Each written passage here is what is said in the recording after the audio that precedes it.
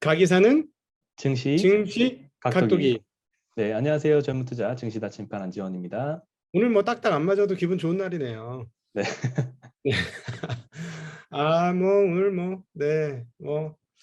오늘 오늘도 리밸런싱을 좀 했는데, 네, 리밸런싱 하기가 조금 애매한 날이었습니다. 너무 다들 많이 올라가서 뭐 적게는 2%, 많게는 5%까지 계좌 수익률이 증가하는 것을 봤어요. 어제 워낙 많이 빠졌기 때문에 기분이 썩 나쁘더라고. 어제 장 끝나고 나서. 그러더니 오늘 어제 이상 초과 상승하면서 마무리되어서 조금 위로가 된 그런 하루였던 것 같습니다. 네. 어떠셨습니까? 저도 사실 어저께 거는 많이 커버를 했구나라는 생각이 오전에 들었는데 코스닥이 점점 계속 올라가더라고요. 음. 어제까지도 굉장히 많이 떨어졌다고 생각을 했는데 어제 코스닥이 1.5% 하락을 했잖아요. 근데 오늘 4.5% 이상 상승을 했으니까 어제 떨어진 거에 한 3배 정도 오른 것 같습니다. 모르긴 몰라도 4.5% 주가 상승한 거 거의 1년의 최고치 아닌가 싶은데요. 네, 보는 그래서 것도 그런지 2020년 이후로 처음 보는 것 같은데. 네, 네. 이틀 전에 그 코스닥 하락 종목 수가 1320개 정도 나왔었거든요. 그게 역대 최고로 음. 많았던 수치였는데 네. 오늘은 반대로 상승 종목 수가 역대 최고치를 기록을 했습니다. 음. 어, 1376개 종목이 상승을 했거든요. 네, 네, 엄청났죠. 네. 네, 가장 큰 상승 종목 혹시 수 오늘 차지를 안 했는데 올라가는 주식도 갖고 계신가요? 네? 안 올라간 안 주식 올라가는 갖고 주식도 있냐고요? 갖고 계신가요? 오늘은 사실 전 종목이 상승을 했던 것 같습니다.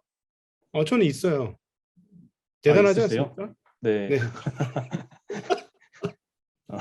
저는 오늘도 안 오른 게 한계가 아니야. 저도 빵 퍼센트 기록한 종목이 하나 있는 것 같습니다. 네. 저는 뭐 마이너스 파란불도 있어요. 기특하더라고. 이런 날 마이너스 내고. 음, 기특해. 네. 네, 그래도 뭐 모쪼록 너무 올랐던 게 많아가지고 참 기분 좋은 하루였고요. 그리고 이건 통계적인 수치고 이제 다른 분이 분석을 해주신 자료를 제가 봤는데요. 상승 종목 수가 역대 최고치를 기록을 했잖아요. 코스닥 종목이. 네. 지난번에 이제 두 번째에 많았던 게 작년엔 10월 7일이었고요. 그때가 1336개였고 두 번째뿐 네. 아니라 세 번째, 네 번째 기록했던 이렇게 상승 종목 수가 역대급으로 기록했던 그날들은 보통 다음 날도 상승을 했고 특히나 이제 1개월 후 주가가 크게 상승을 한 통계적으로 이제 확인이 됐더라고요. 그래서 음. 이제 좀 마음을 좀 놔도 되지 않을까 이런 마음이 좀 들기도 하고요. 또 음. 반대로는 또 우크라이나 사태가 어느 정도 좀 진정 국면으로 들어온 것 같죠. 네. 근데 뭐 일부 전문가에 따르면은 아직까지 뭐 마음을 놓아서는 안 된다. 아직 별다른 철수 움직임이 보이지 않는다. 이런 보도도 좀 있거든요. 철수를 한 번에 하나. 네, 그렇게 순차적으로 진행을 하겠죠. 러시아에 그렇게 기차하고, 응? 버스가 많은 줄 아시나 봐요. 그렇게 빨리 못 할 겁니다. 그리고 이제 핵심을 자꾸 놓치는데 핵심은 우크라이나의 나토 가입이 핵심이에요. 네, 예를 들어 다시 나토 가입한다면 다시 불거지는 거고 나토 가입 계속 안 한다 그러면 저는 개인적으로 보니까 이 일리아의 말을 따르면 나토 가입만 안 하면 그냥 해소되는 거라고 보시는 게 오히려 신빙성이 상당히 높을 것 같습니다. 그 부분은. 네. 네. 오늘 개인 투자자들이 역시 많이 오르니까 매도하는 움직임을 보였습니다. 코스피에서 1,700억 매도했고요. 코스닥에서 한 4천억 가까이 매도를 했습니다. 지금 현재 외국인, 업데이트 시간에까지 업데이트한 거는 개인은 2천억 넘게 팔았고 네. 코스닥도 한 4천억 팔았습니다. 네. 네, 외국인은 코스피에서는 거의 움직임이 없었고요. 400억 매도에 그쳤고 코스닥에서는 2,800억 정도 매수가 들어왔고요. 기관 투자자도 어제에 이어서 양시장 다 매수를 했는데요. 거래소에서 2,200억, 코스닥에서는 1,200억 정도 매수하는 움직임을 보이고 있습니다. 네. 네, 오늘 제일 많이 올랐던 섹터는 기계 섹터였고요. 뭐 CS 윈드와 두산중공업이 6%대 상승했고요. HST 엔진도 5.6%, 한미반도체 4.7%, 현대 네. 두산인프라코어 4% 정도 상승을 했고요. 음. 그리고 두 번째는 은행주였는데 카카오뱅크가 5% 상승한 영향이었고, 다른 시중은행들, 하나, 신한, 우리, KB는 그냥 보합해서 한 1점 몇 %대 상승에 음. 그쳤습니다. 그동안에 안 떨어졌고 사실 52주 신고가를 냈던 주식은 오늘 조금 사실 좀 덜 올라도 상관없죠. 네. 네. 그리고 어제 미국 시장에서도 이 은행주들은 상승이 조금 둔화되더라고요. 보통 기술주 위주로 많이 네. 상승을 했고, 국내 네. 증시도 이제 성장주 위주, 코스닥, 상장된 뭐 2차 전지, 게임주들 위주로 많이 반등을 했었고요. 은행주는 오늘 게임주들 조금 많이 조정이 올랐어요, 됐습니다. 오늘. 네. 네. 특히 코스닥 같은 경우는 디지털 콘텐츠 업종이 모처럼 이제 업종 상승률 1위를 기록을 했더라고요. 음.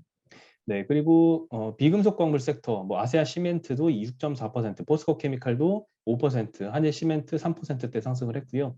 의약품 섹터도 많이 올랐는데요. 어저께는 굉장히 하락폭이 컸었는데 오늘은 녹십자 11%, 대웅제약 7%, 진원생명과학 6.5%, 신풍제약 5.7%, 셀트리온 3%, SK바이오사이언스 2.7% 상승을 했는데요.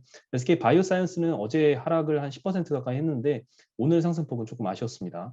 네. 네. 네, 그리고 화학주들도 많이 상승했는데요. 효성화학이 효성 첨단소재와 같이 한 10% 가까이 상승을 했고요.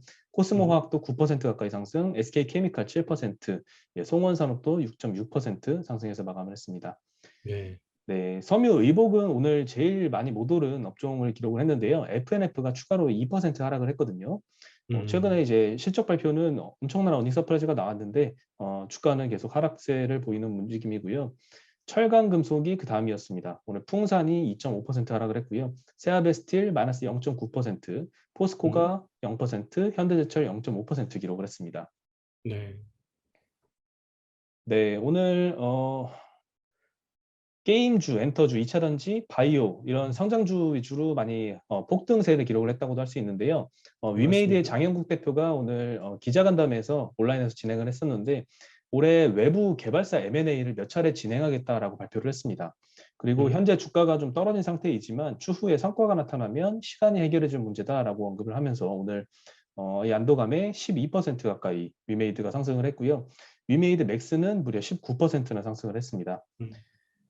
그리고 컴투스 홀딩스도 9%, 펄어비스도 9%, 게임주도 상승세가 돋보였고요. 그리고 2차전지 섹터도 굉장히 좋았는데요. LNF는 이제 KTB 투자증권에서 리포트가 나왔는데요. 반도체 부족 여파에도 불구하고 테슬라의 판매량이 증가하면서 이것과 비례해서 LNF의 NCMA 판매량도 증가할 것이다라고 전망을 하고 있습니다. 또한 테슬라향 직납 가능성도 높은 것으로 파악된다라고 언급을 했고요. 테슬라향 매출 비중이 올해는 15% 정도로 예상이 되는데 내년도에는 36%로 2배 이상 증가하고 영업이익은 작년도에 440억, 올해는 1,700억, 내년도에는 2,400억으로 매년 50% 이상 성장할 것으로 아주 호전망을 하면서 오늘 2차전지 섹터도 좋았습니다. SKI 네. 테크놀로지가 어제 많이 하락을 했었는데요. 오늘은 8% 정도 상승을 했고 후성 6%, 첨보 6%, LNF 5%, 에코프로 BM도 3.5% 상승을 했습니다. 네. 네. 그러니까 지금 저거는 굉장히 좋은 것 같아요. 위메이드 장 대표가 나와서 주가 빠지고 하니까 바로 나와서 뭔가를 설명해 주려고 하는 거. 나중에 내용이 어떻게 되든 어떻게 분류가 되든지 간에 주가 흐름에 대해서 조금은 한국 기업들은 민감해질 필요가 있잖아요. 그렇죠? 그리고 이제 네. 대주주가 여기에 대해서 관심을 갖는다는 거는 주주에 대해서 조금 더 신경을 쓴다는 거니까 뭐 그 논의의 내용은 차치하고라도 이런 태도는 좀 필요한 태도고 좋은 태도가 아닐까. 그리고 우리나라도 이제 문화가 슬슬 젊은 그 리더들이 오니까 조금씩 바뀌고 있는 거구나라는 느낌이 세대 교체가 되는구나 하는 느낌이 조금 들어서 뭐 내용은 차치하고 좀 다행이다 이런 생각이 좀 들었습니다. 네, 네. 맞습니다. 그리고 특히나 이제 위메이드의 장영욱 대표 같은 경우에는 최근에 뭐 하락세 때뿐만이 아니라 작년도에 한창 하반기에 주가가 좋을 때도 그때도 주기적으로 이렇게 시장하고 소통을 하는 모습을 많이 보였거든요. 그리고 오늘 또 있었던 얘기 중에 좀 재밌었던 부분은 아직 그 가상화폐를 어떻게 기업들이 회계 처리를 할지에 대해서는 아직 불명확하다라는 부분이 좀 눈에 띄었는데요. 심지어는 이제 12월 31일에 비트코인을 보유하고 있던 거를 전량 다 매도를 해서 현금화시키고 1월 1일에 다시 매수를 하는 이런 것까지 이런 움직임까지 있었다고 하더라고요. 네. 예, 네. 그만큼 가상화폐를 어떻게 회계 처리할지에 대한 아직 구체적인 논의가 아직 진행이 안 된 것 같은데요. 이 부분도 빨리 해결이 되어야 될 것 같고 그래서 이 참 과도기적인 것 같습니다. 그래서 최근에 위믹스 유동화 매출이라는 보통 이제 영업 외 이익으로 인식을 해야 될 거를 이제 매출로 인식을 하는 거에 대해서도 시장에서 좀 혼란이 있었잖아요. 네. 네, 근데 이제 그렇죠. 점점 이제 자리를 잡아갔으면 좋겠고요. 어쨌든 뭐 장영욱 대표는 우리하고 친한 그 저 단태 채널에도 나오셨어요. 네, 네, 그 내일은 투자왕 김단태 채널에도 나오셨을 정도로 되게 적극적이죠. 네. 네, 여기저기 그런 출연을 모습이 굉장히 좋은 것 많이 같아요. 하시면서 예, 소통을 많이 음. 하시는 모습 보여주고 있습니다. 네. 네, 그리고 엔터주들도 많이 올랐습니다. 하이브도 어제 한 6% 정도 하락을 했었는데요. 오늘은 7% 반등을 했고요. 디어유도 8%, JYP와 YG, SM도 한 4에서 6%씩 상승을 음. 했습니다. 또 리오프닝주 상승도 굉장히 돋보였는데요. 네. 지금 여러 국가들이 지금 엔데믹 전환이 가속화되고 있습니다. 그래서 어제 미국 네. 시장에서도 항공주들이 굉장히 많이 오르더라고요. 음. 그리고 이제 어제 말씀드렸지만 18일에 정부에서도 거리두기 완화를 발표할 것으로 예상이 되죠.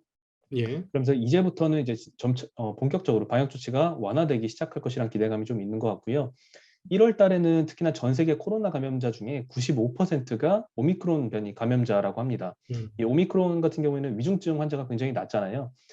제가 네. 오늘 사실 이제 병원에 가서 내과 그 의사 선생님하고 좀 이야기를 했었는데 최근에 오미크론 환자들 같은 경우에는 지금 국내에 뭐 오늘도 9만 명 엄청난 수치가 발표가 됐고 계속 최근에 뭐 7만 명씩 확진자가 나왔었는데 신규 음. 감염자들이 거의 다 이제 그냥 미약한 감기 정도 증상 수준을 나타낸다고 하더라고요. 네, 음. 그러면서 점차 이제 코로나에 대한 공포도 이제 해소되는 국면으로 가는 것 같습니다. 예전에 우리 저희 그 함께 하시는 그 고객분이 설명해 주신 거 하땡땡님이 계속 저희한테 네, 설명을 해 주셨죠. 바이러스가 살아남으려면 바이러스 생존 방법은 전염성을 키우고 치명률을 약하게 해야 된다라는 말씀을 하셨었는데 실제로 그 방향으로 점차 가고 있는 것 같아요. 그래서 네, 어, 다행인 것 같고 리오프닝주들이 이번에 생각보다 별로 이렇게 세게 옛날처럼 세게 못 오르는 거 보니까 진짜일 것 같아. 이번에 리오프닝 흐름이 음, 심리가 그만큼 많이 굳었다라는 거고 그렇다면 뭐 항공주들이나 이런 것들 좀 관심을 가지고 보셔도 될 것 같으네요. 네. 네. 음. 특히나 오늘 항공주들 많이 올랐는데요. 그 자본 잠식 우려가 1분기에 어느 정도 어, 이 회사는 이미 해소가 됐다라고 리포트가 최근에 나왔던 제주항공이 오늘은 11% 가깝게 상승을 했습니다. 그리고 많이 올랐. 티웨이도 5%, 대한항공 3.6% 상승을 했고요. 여행주도 좋았는데요. 인터파크, 노랑풍선이 4.5%, 5%씩 상승을 했고요. 모두투어도 5%, 하나투어도 4% 상승을 했습니다. 음. 카지노주들도 파라다이스, GKL, 강원랜드 모두 4%, 3%씩 상승하는 모습을 보였습니다. 네. 네, 반면에 이제 이런 장에도 떨어지는 회사들이 있었는데요. 안타깝게도 NC소프트가 실적 발표를 했는데 어닝 쇼크를 발표를 했습니다. 음. 인건비하고 마케팅비가 주요 요인이었고요. 작년도 영업이익을 3,750억 원으로 발표를 했는데요. 전년 대비 50% 가까이 50% 가까이 감소를 한 수치였고 컨센서스가 한 4,800억 정도였는데 이에 대비해서도 약 1,000억 정도 모자란 수치를 발표를 했습니다. 음. 4분기 영업이익을 보면 1,095억 원 발표를 했는데요. 컨센서스가 한 2천억 정도니까 그의 한 절반 정도밖에 안 되는 영업이익을 발표를 했습니다. 신작 출시에 따라서 마케팅 비용이 전년 대비 한 122% 증가한 2,800억 원을 상회를 했고요. 인건비도 어, 18% 늘어난 8,500억 원을 기록을 했습니다. 많이 썼네요. 네, 마케팅비와 인건비가 굉장히 많이 나왔었고요. 실적 네. 컨퍼런스 콜에서 이제 올해는 마케팅 비용을 매출의 10% 수준으로 낮출 계획이다라고 밝혔고요. 리니지 음. W 같은 경우에는 올해 3분기에는 미국과 유럽에 출시를 예정을 했는데요. NFT 적용 계획도 있다라고 밝혔습니다. 음. 네, 음. 오늘은 아무래도 장이 좋아서 그런지 어제 시간외로 한 6% 가까이 떨어졌었는데 오늘은 4% 하락으로 마감을 네. 했습니다. 지금 5천억 되면 지금 시가총액이 11조가 조금 안 되거든요. 10조 8천억 정도면 영업 이 회사가 순이익단이 별로 안 빠지는 회사예요. 현금이 많다는 얘기인데 영업이익하고 순이익하고 차이가 없으니까 PER 배수가 한 20배 정도 되는 회사니까 게임 업체치고는 이제부터는 뭐 소위 말하는 리즈너블한 가격까지 떨어진 것 같긴 한데 미래 성장성에 대해서 어떤 담보를 해줄 수 있는지 여부가 굉장히 중요한 것 같아요. 근데 2천억이나 마케팅 비용 쓰고도 이 정도밖에 실적이 안 나왔다면 마케팅은 왜 했어 하는 생각이 들 정도네요. 네. 5천억 벌라고 2천억을 썼어?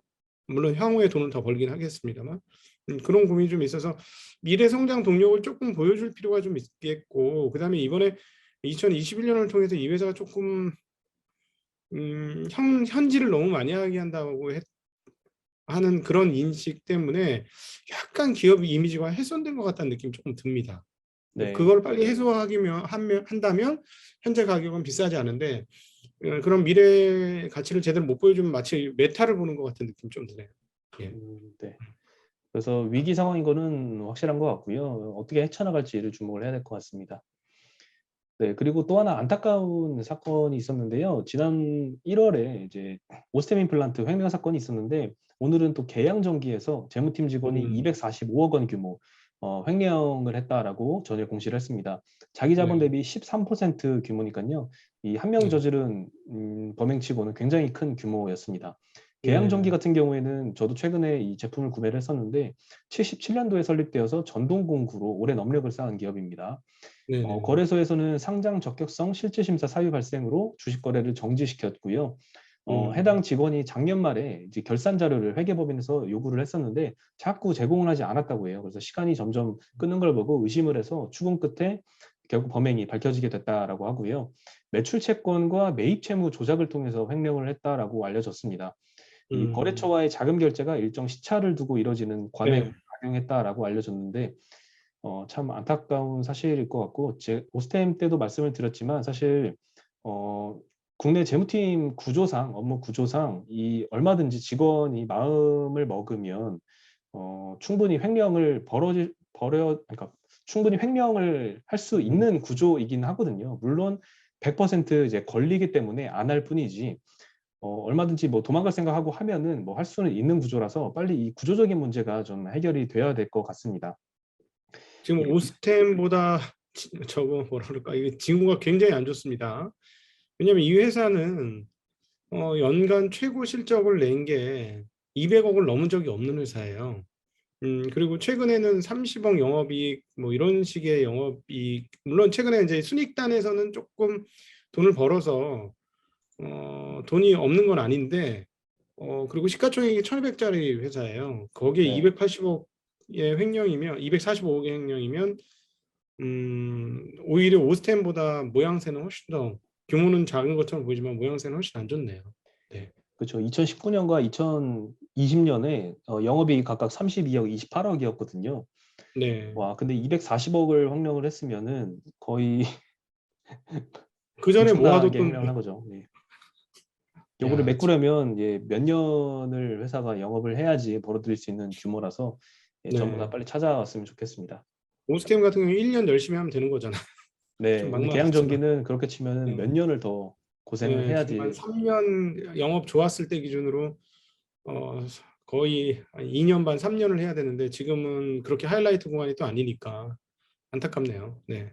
네, 아무래도 시가총액이 한 1,100억 정도 규모거든요. 그래서 큰 회사는 아니지만 그래도 갖고 계신 주주분들은 굉장히 심장이 덜컹하셨을 것 같고요. 다행히 네. 오늘 뭐 거래 정지, 뭐 다행이라고 할 수는 없지만 거래 정지가 돼서 음, 모회사인 해성산업이 있거든요. 지분을 한 네. 30% 갖고 있는 모회사가 있는데 오늘 마이너스 3% 정도로 마감을 했습니다.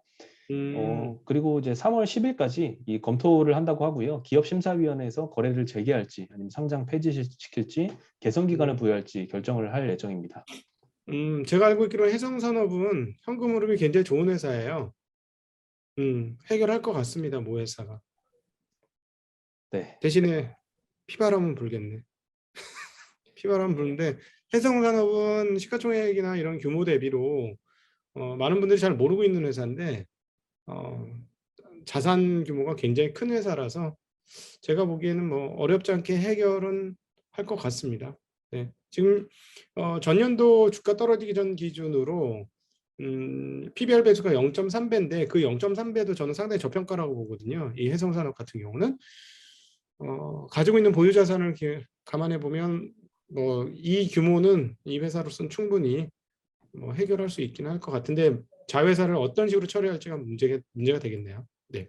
네, 사실 이 재무팀의 횡령 사건이 계속 빈발하고 있는데 제 생각에는 이제 ERP 시스템을 좀 중소기업 같은 경우에는 빨리 도입을 하는 게 문제 해결에 좀 도움이 되지 않을까 이런 생각도 듭니다. 음, 네, 네, 네. 그리고 오늘 K카가 오늘 11% 상승을 했는데요. 네. 하나투자증권에서 목표가 49,000원을 제시를 했습니다. 오늘 K카 종가가 3만 원이니까 지금 뭐 오늘 11% 오른 이후에도 추가 상승률이 굉장히 큰 목표가를 제시를 한 거고요. 이 중고차 가격이 상승세가 둔화될 가능성이 있지만 이커머스 호조로 20%대 판매 대수 증가율을 유지할 것이다라고 코멘트를 했습니다. 수익성 음, 같은 경우에도 온라인 비중이 점차 확대되면서 개선이 될 것으로 전망을 했고요. 단기적인 리스크로 지금 거론이 되고 있는 게 대기업이 중고차 사업에 진출하는 이 이슈입니다. 최근에 현대기아차가 이제 진출을 앞두고 있다 이런 뉴스도 많이 나왔었는데요. 올해 1분기 정도 이후에는 이제 중고차 사업 진입 여부가 결정이 될 것이다라고 전망을 했고요. 완성차 업체 같은 경우에는 커버할 차량 범위가 한정적입니다. 이 현대차 같은 경우에도 일단 현대차로 한정이 됐고 또 그중에서도 뭐 5만 킬로 이하, 뭐 몇 년도 이하 이렇게 한정적이기 때문에 오히려 대기업이 진입한다면 이 중고차의 온라인 구매 트렌드가 강화되면서 긍정적으로 작용할 것이다라고 전망을 하고 있습니다. 케이카 같은 경우에는 지금 온라인 중고차 시장이 아직 엄청 크진 않지만 시장 점유율은 80%로 굉장히 압도적인 점유율을 차지하고 있는데요. 2025년까지 영업이익이 연평균 41%씩 상승할 것이다라고 전망을 하고 있습니다. 네, 그리고 다만 이제 골드만삭스에서도 어제 리포트가 나왔는데 어제 목표가 85,200원을 제시를 했었습니다. 작년도에도 이 85,000원에 이제 갑작스럽게 엄청나게 높은 국내 증권사 대비 높은 목표가를 제시를 해서 뭐 상한가가 가고 뭐 이랬던 적이 있었는데 또다시 이런 비슷한 목표가를 제시를 한 리포트가 나왔었고요. 국내 증권사와는 좀 차이가 큽니다. 하나증권 같은 경우에 49,000원, 골드만삭스는 85,000원이니까 굉장히 차이가 크지만 둘 다 현재 주가보다는 상당히 높은 수준의 목표가를 제시를 하고 있는 모습을 보이고 있습니다. 네. 네, 다음으로 이제 커피 가격이 계속 올라가고 있는 것 같습니다. 남양유업이 국제 커피 가격 상승세에 이제 커피 제품 가격 인상을 결정을 했는데요.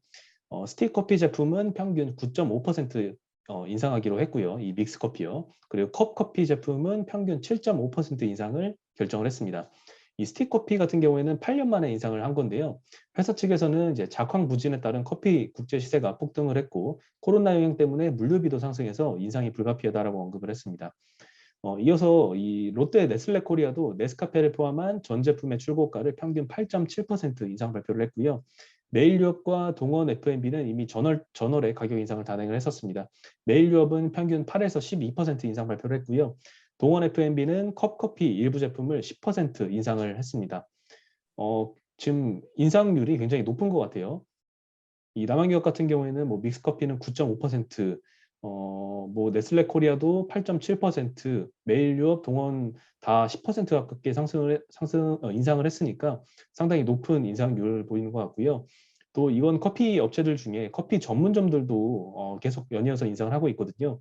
연초에 스타벅스가 아메리카노 가격을 원래 4,100원이었는데 인상을 했는데 이 이후에 투썸플레이스, 할리스, 탐앤탐스, 커피빈도 모두 음료 가격을 인상 결정을 했습니다. 오늘 이 커피 가격 상승 이슈 때문에 한국 맥널티라는 커피 회사가 14%나 상승을 했고요. 남양유업은 1.3%, 메일유업은 0.3% 상승해서 마감을 했습니다. 네, 지금 5년도 넘는 기간 동안에 지금 사상 최고치 커피 값이 현재 원자재 그 우리 인베스팅닷컴에서 확인되는 커피 가격이 251이거든요. 그래서 굉장히 높은 가격이고 지금 전반적으로 인플레이션이 굉장히 많이 오고 있다라는 느낌을 비철금속 가격을 볼 때마다 많이 느끼게 됩니다. 네. 네, 뭐 1월 PPI 발표도 굉장히 높은 수치로 발표가 됐고요. 그 전에 CPI도 예상을 조금 뛰어넘는 수치에 발표를 했는데요. 일단 1월 FOMC 내일 새벽에 의사록 발표가 있잖아요. 근데 네. 이거에 대해서 시장이 얼마나 깜짝 놀랄지가 조금 의구심이 드는데 최근에 이 50bp 인상 가능성도 굉장히 많이 높아지고 있는 상황이잖아요. 그래서 어느 네. 정도 의사록 내용 가지고는 시장이 쇼크를 먹지는 힘들지 않을까 이런 생각도 들거든요. 혹시 어떻게 그러니까 생각하실까요? 쇼크 먹으려면 50bp 인상하는 사람이 블러드 외에도 한 3명, 두세 명 더 있으면 쇼크를 먹을 거죠. 근데 그동안에 이제 발언한 내용들을 봐서는 그럴 분들이 그렇게 많지는 않은 걸로 보여요. 네. 네. 그래도 오늘 사실 굉장히 큰 상승을 보였는데요. 내일도 그리고 그 이후에도 그 맨 처음에 말씀드렸던 통계 자료처럼 1개월 뒤에는 훨씬 더 웃을 수 있는 시장이 됐으면 좋겠습니다. 네. 근데 내일이 미국 시장 상당히 중요한 것 같습니다. 왜냐하면은 오늘은 뭐 지정학적 리스크 해소 건으로 오른 거라고 볼 수 있고 아침 이제 미국 마감 시간에도 말씀을 드렸습니다만 금리가 오름에도 불구하고 위험자산 가격이 올랐기 때문에 내일까지 금리가 떨어지지 않는데도 위험자산 가격이 밀리지 않는다. 그리고 FOMC 회의록을 봤는데도 시장이 밀리지 않는다. 이러면 떨어진 거의 일부를 복원하는 과정이 지금부터 펼쳐질 수 있어서 그 부분 좀 보시면 좋겠고 심리적으로는 뭐 굉장히 많이 빠져서 복원을 해도 뭐 큰 문제는 없어 보여요. 근데 이제 그렇다고 랠리까지는 조금 어려울 것 같고요. 왜냐하면 계속 말씀드리지만 2월 14일 기준에 한국의 지금 신용 잔고가 신용 비율로는 많이 떨어졌습니다만 시가총액과 그 고객 예탁금이 많이 늘어나 있는 상태라서 그렇게 비율적으로 높지는 않지만 그럼에도 불구하고 여전히 21조 대를 유지하고 있어서 2월 14일 기준으로도 안 빠져요. 지금 신용 잔고가. 그런 걸 봐서는 이런 것들이 이제 매물이 될 것이라서 뭐 랠리까지는 좀 어렵고 이제 복원. 근데 도대체 복원을 어디까지 봐야 될 거냐? 2,800까지 볼 거냐? 2,900까지 볼 거냐? 그건 잘 모르겠는데 어쨌든 복원 시장은 열릴 가능성이 있고 미국 시장이 내일 잘 버텨준다면 바로 그렇게 갈 수도 있지 않을까 하는 생각도 해봅니다. 네, 그러면 오늘 소식은 여기까지고요. 저희는 내일 다시 인사드리겠습니다. 네, 감사합니다. 안녕. 안녕.